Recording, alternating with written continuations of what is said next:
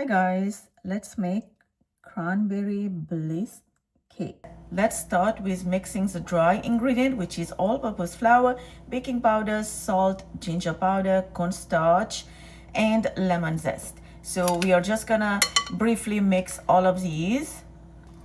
And now we're gonna set this on the side. We're gonna take butter and brown sugar and make sure it is packed brown sugar. Then I'm using an electric hand mixer to mix until creamy. Just like so. Add vanilla extra. Mix. And then I have added all the egg at once and I'm gonna start mixing until combined. And now I like to use a spatula to scrape down the edge of the bowl. I start adding the dry flour. Just mix until combined. Do not overmix. And that's it. And now you guys can see the batter is very thick because this is how it should be looking.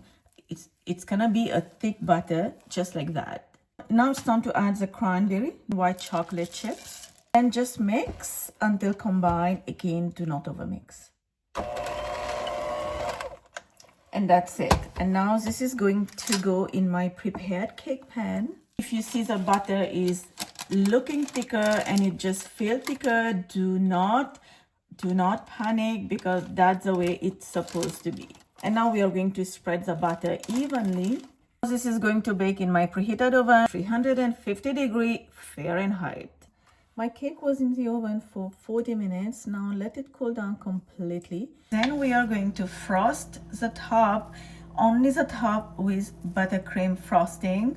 And then we are going to sprinkle some chopped dry cranberry on top. We are going to slice a cake and serve right away. If you like this video, give it a like, subscribe, and I will see you next time with another one. For now, bye-bye.